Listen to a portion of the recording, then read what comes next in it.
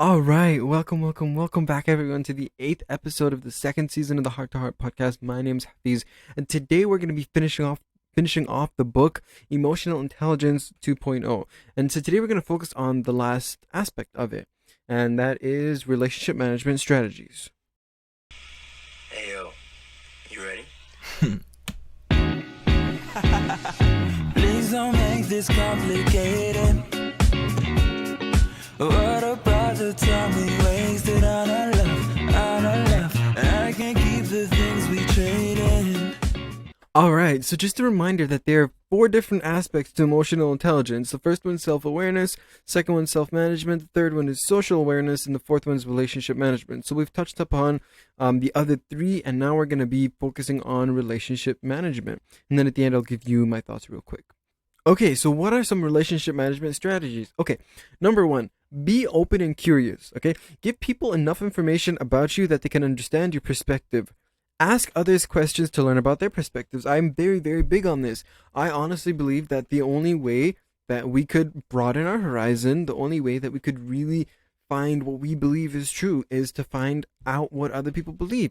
Everyone's got different beliefs, right? The idea of identifying which one suits you is only achieved by getting all the information and identifying which one seems right to you and which one doesn't.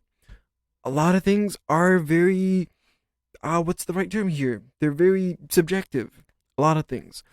So it's very, very important that you're not closed minded and that you're open to different ideas, different thoughts, different things. It's very, very important that you are. All right, number two, enhance your natural communication style. Analyze how those who know you view you. All right, so upsides of my style, downsides of my style. Just create a little table, have them as both sides. So left side, upsides of my style, the right side of the downsides of my style, and basically how you could use the upsides of your style is what you want to identify. Okay, so how could you use it to improve your communication? How can you eliminate or minimize the downsides of your style?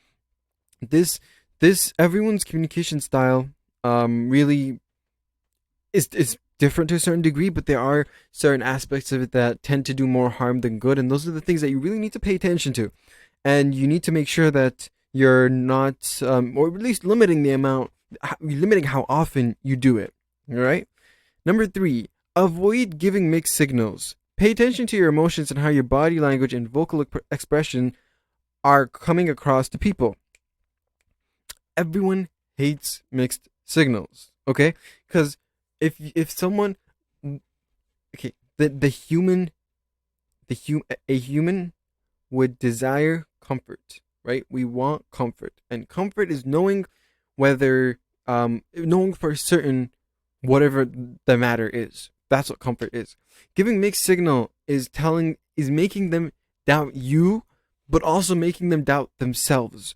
And when they doubt themselves and they can't trust themselves, they can't trust you, assuming that lack of self trust comes from you, right? So it's very, very important that when you're communicating a thought or an idea or anything, be clear, be straightforward. Just tell them what it is. Now that doesn't mean that you have to be very rude about it per se or anything along the lines of that. All it means is that you don't beat around the bush and just be like, hey, this is what the issue is. This is what the situation is. If you're interested in someone, right? Don't be in this. Don't be wishy washy. Just we're like here. One day you're gonna act interested, and the other day you're not gonna.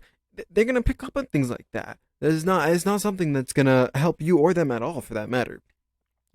Okay. Number four. Remember, little things pack a punch. Little courtesies such as please, thank you, and I'm sorry can make a big difference in your relationships with others. The little things um, end up being the big picture because obviously, if one of the big things are missing, it's gonna break down immediately. Like it's not even gonna go far. But the little things are the things that are gonna continually happen over time because they're not big enough to have that big of an impact on you, but they're still significant enough to bother you. And just little moments of and things of annoyances just happen over time, slowly but surely, and they end up becoming the big picture. It ends up becoming the main issue that stops people from breaks people apart, that stops people from achieving their goal, that stops people from talking to people, kills relationships for that matter. Just a lack of lack of paying attention to the small things. So little things, whether it's for the bad or for the good, right? So little things for the good, just honestly walking up to someone you know and you trust and appreciate, and just giving them a hug, right? That would make a huge difference in their day. Or on the other hand, just little annoyances here and there. Those things could make a huge difference in terms of taking their day sideways, especially if they're having a terrible day. Those little things are only going to make it worse. So it's very, very important that you do pay attention to the little things, and remember to always positively incorporate little things into their life, because everyone could use it, really. Number 5, take feedback well. Listen carefully. Ask for examples of what you have said or done that led the person to view you in a certain way. Whether you agree with the feedback or not, thank the person for being willing to share their perspective. After the feedback, think seriously about what you heard. How did you react to it emotionally and rationally?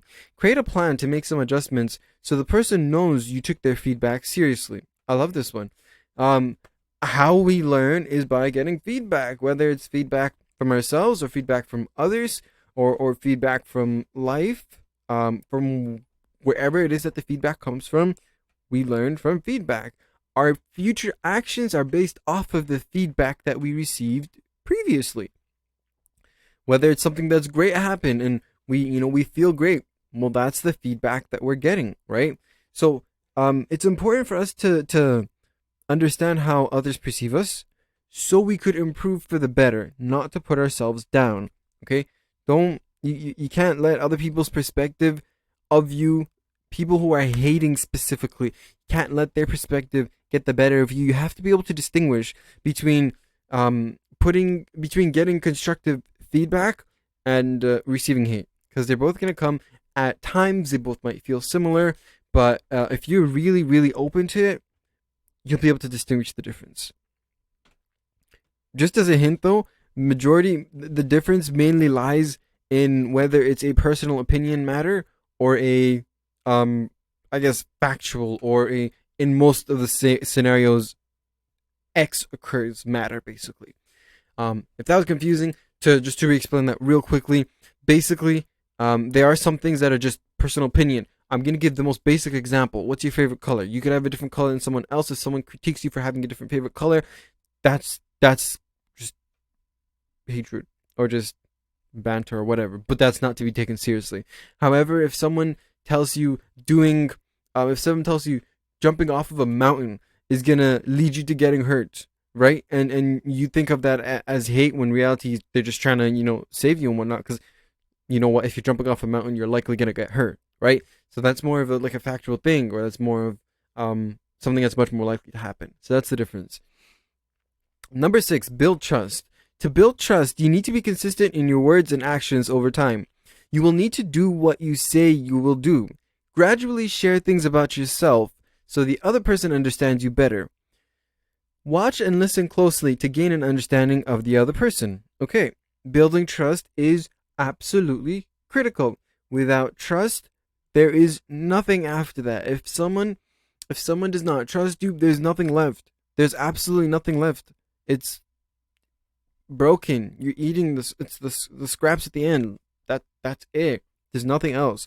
Trust is so critical in every type of relationship, because if someone doesn't trust you, they're going to want to constantly monitor you to make sure that you're not going to hurt them, you're not going to affect them, to make sure you're not going to make things worse for yourselves or for them. So building trust is really, really important. And the key to building trust is to be a person of your word, right? If you say you're going to do something, make sure you do it. If for some reason you can't do it, you need to make sure that you do explain to them the reasoning behind you not doing it. Obviously, it has to be a valid reason, because if you don't have a valid reason for not doing it, that's how you lose trust or not build trust at all. Also, one other way building trust is opening up about yourself, right? When we find people relatable, we trust them a lot more. So it's very important to be relatable to other people.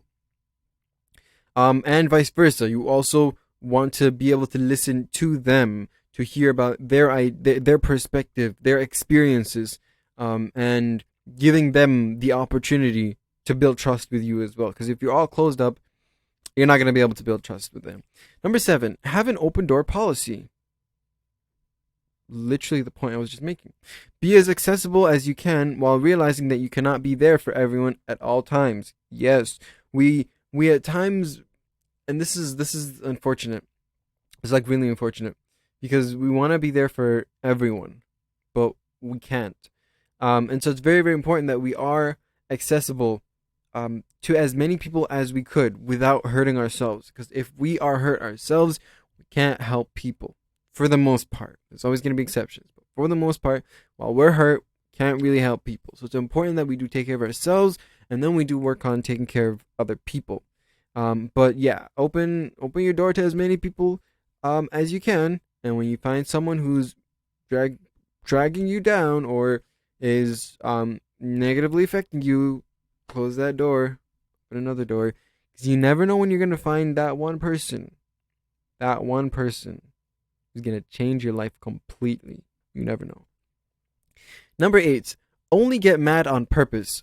Don't let your anger control you. Be angry with the right person, to the right degree, at the right time, for the right purpose, and in the right way. Express your anger when you know it will show the gravity of a situation and serve to improve the relationship. Controlling yourself is absolutely essential to everyone's success. Your self-control impacts everyone around you. And if you can't control when you get mad, you really need to work on that. Because you're gonna have to not let some things bother you, especially when it's the little things.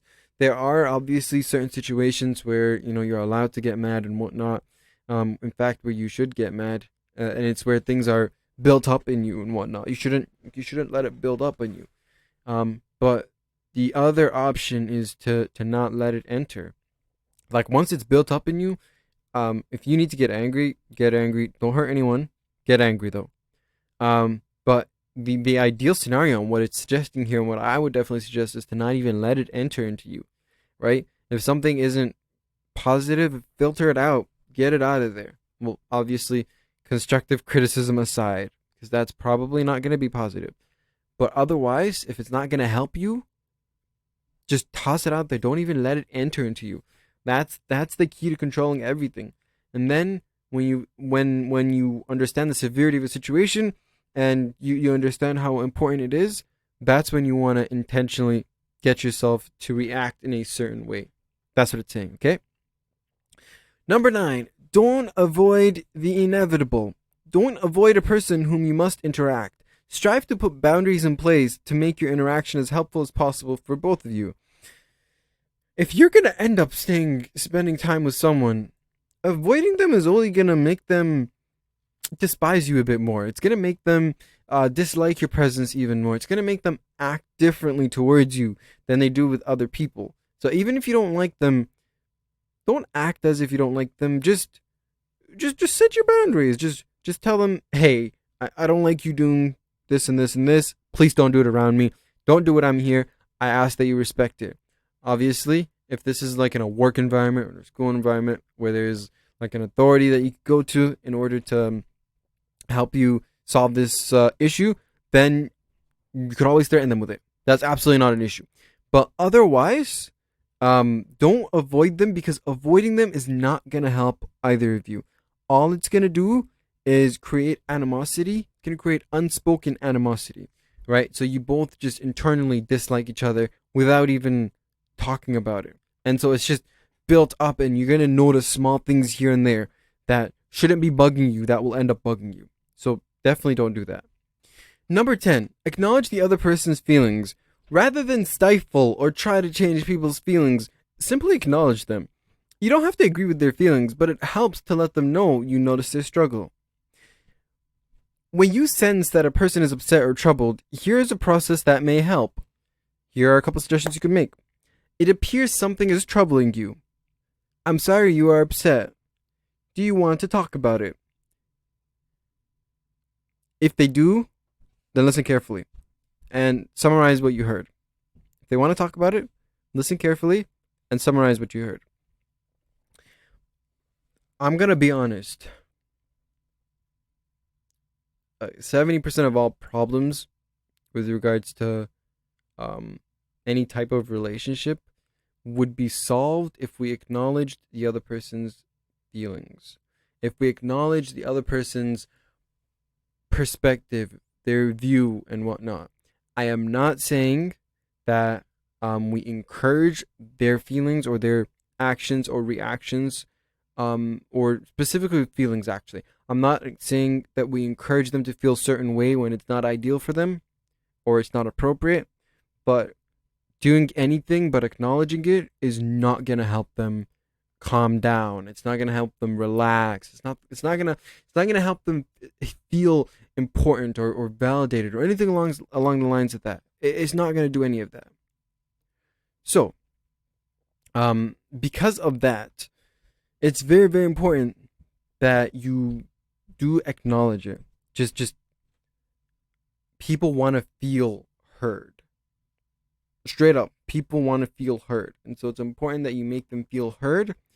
And that's about it. You honestly don't even have to go further than that. Chances are, if someone's really feeling down or upset and whatnot, and they want to be acknowledged, they're going to do most of the conversation. They're going to lead the conversation in the direction that they want it to head into, and you're going to be doing most of the listening. That's how it works. Number 11, compliment the person's emotions or situation. Your role is to notice other people's moods and be there for them in a helpful way. That is literally all most people ask for. Just be there for them and I accept how they're feeling, because there's usually a reason behind it. Again, whether it's valid or not, there is a reasoning behind it. So accept it, and if you want to talk about it later on, by all means. In fact, it's encouraged to discuss it. But accept it at the moment, because otherwise, they're not going to be able to do it. They're not going to be able to communicate properly in that mood. Number 12, when you care, show it. When someone does something well, don't hesitate to let them know you notice it and appreciate it. Vary the way you do this. For example, try some of these, okay? In-person thank you. Email note. Greeting card. Inexpensive gift tailored to their preferences. We don't appreciate each other enough. We don't tell each other we appreciate each other enough. We don't show that we appreciate each other enough. And if we end up losing someone who's important to us, we lose them and then we suffer. We suffer knowing that we didn't do our best. We beat ourselves up because we felt like we could have done more. Avoid that situation, okay? When you care for someone, tell them you care, show them you care. This applies to every single person. You are no exception regardless of what position you are, okay? Show them that you care, and you're gonna develop you're gonna find yourself in much healthier relationships and much more caring relationships, much more uplifting relationships. You're gonna find that a lot. Number 13, explain your decisions. Don't just make them. Tell people the alternatives you considered and why the final choice makes sense. Acknowledge how the decision will affect everyone. Yes, when you decide, you don't want to. People want to feel involved in what they're doing or feeling or anything along the lines of that, right? You don't want to. When you enter into, what's a good example? It's like if you play in a soccer team, right? You won the whole tournament, but if you've never been on the bench, or if you've never been on the field, it's not gonna feel the same as if you were on the field and maybe you didn't assist or score, but you still were on the field and you played, right? That's what feels really, really good. And so whenever a decision's being made, it's important that you do tell people the reasoning behind it, because we are curious creatures. As humans, we are curious beings. And I think it's really important that settling some of that curiosity is going to make people trust you more. It's going to make people believe in you, and it's going to just make the whole environment a lot easier. Number 14, make your feedback direct and constructive. Consider the best way to give the feedback so it's easiest for the person to understand and accept. Strive to be clear, direct, constructive, and respectful. Absolutely. I'm gonna be honest. No one likes when you don't tell the story straightforward, because when we're interested in hearing a story or a thought or something along the lines of that, we want to hear it. Like, we actually want to hear it. And so, not jumping straight forward into it, right, and just beating around the bush is not gonna help them fulfill that want of understanding what's the point that you have to make or to bring, right? Yeah, it's important that the feedback that you give or comments that you make or things along the lines of that are direct. There shouldn't be any doubt in the other person's mind. That's the only way of effectively communicating. Number 15, align your intention with your impact. Think before you speak or act. Make an appropriate and sensitive response. Oh my word, I've seen way too many people who just speak first and then act. That has consequences. It's very, very, very important that what you say is what you believe, and what you believe is what you act. Because if either of those are missing, that's when people stop trusting you. That's when people stop believing that you are who you say you are. And if you want to be who you say you are, you need to do them all. And if someone's feeling down, there's no point of putting them down anymore. Just make comments that are appropriate according to the situation. Depending on the situation, just make appropriate comments. We don't want to be putting anyone down who's already feeling down or who's doing good. We don't want to bring them down either. Number 16, offer a fix-it statement during a broken conversation. Look at both sides to figure out where the interaction went off track. Say something neutral to help you take a pause. It can be as simple as, "This is hard." So this happens a lot when you have deep conversations, or conversations where someone is talking about something they're going through and they're asking you for advice, or they themselves are confused and they're trying to sort it out themselves. When you need a bit of time to think about it, just add a buffer phrase, right? So "this is hard" that's a great phrase to use right there. Or saying, "Wow, that's a lot," right? Something like that. That's something that'll buy you a bit of time, because they're gonna agree. They're gonna be like, "Yeah, that is a lot," and then they're gonna they themselves are gonna take the time that they need as well. So it's gonna buy you a bit of time. Try to keep it neutral though. Yeah. Number 17, tackle a tough conversation. Try this process when you must tackle a tough conversation. All right. Number 1. Start your conversation by stating the common ground you share. Number 2. Ask the person to share his or her point of view. Number 3. Resist the urge to plan a rebuttal. Number 4. Help the other person understand your side. Communicate clearly and directly. Number 5. Even if there is a disagreement, once you understand both perspectives, find a way to move the conversation forward to closure. After the meeting, keep in touch with the person to see how they're doing. This is how you have a respectful conversation. Okay, it's understandable that people might have different perspectives of different things. And this is all based off of their life experiences. We've all had different life experiences. We're all living different lives right now. So I love this list. Just always start with a common ground though, because if you don't, you're immediately starting a war. You're starting with an extreme on your end, which is just gonna roll over to an extreme on the other end, and that's not ideal. So start off with a common ground, ask for their perspective first, and try to actually understand their perspective, right? Chances are, usually the other person has a point, whether it's valid according to you or not, they usually do have a point. So get their perspective, try and understand it the best you can, then tell your perspective. Don't attack their point. Just convey your point. And chances are you're probably still going to disagree with them, and that's perfectly fine. Just find a way to like end the conversation on a good note. Just agree to disagree, basically. And after that, to let them know that you're not cheesed at them or anything along the lines of that. Just keep in touch with them briefly, All right, that'll be the end of that, and that is the end of the book. So, just my final thoughts on the book.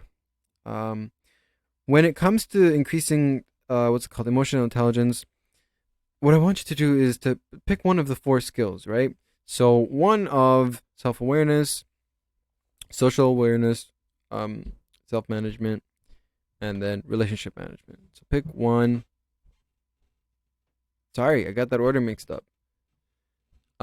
Self-awareness, self-management, social awareness, and then relationship management. Pick one of them, all right? And the reason is because you're going to be much more effective with increasing it if you pick on one of them and you focus on one of them at a time, right? Because if you try and do all 4 of them at the same time, what you're going to find is you're going to be slacking off in one of them. And if the foundation is not there, the rest is not going to be there. So if your self-awareness isn't there, I would highly, highly suggest starting from there and then building your way up, because self-awareness is the foundation for all of them, to be honest. Without self-awareness, you can't really do the rest. And then just build upon each other. So if you have self-awareness, to be honest, if you have self-awareness, you could either jump to social awareness or self-management. They both work in terms of the direction that you're heading into. So within each skill, pick 3 strategies. Okay, pick any 3 strategies that you like and implement them. Implement them regularly. Keep your eyes peeled for when they apply to you in your actual life. And after you notice the improvement in the skill that you selected, either you could pick 3 more strategies, so you can move on to the next one, whichever you prefer. But without a doubt, I think it's kind of important to develop these skills. One more time, I'm going to quickly summarize these 4 skills. So, self-awareness. Self-awareness is the ability to stay away from your emotions in the moment and understand your tendencies across situations. Self-management is your ability to use your awareness of your emotions to stay flexible and direct your behavior positively. Social awareness is your ability to accurately pick up on emotions in other people and understand what is really going on with them. And relationship management is your ability to use your awareness of your own and others' emotions to manage interactions successfully. That was a summary of the book, Emotional Intelligence 2.0. Thank you so much for listening. I hope this benefited you as much as it did me, and I can't wait to talk to you all later. Peace.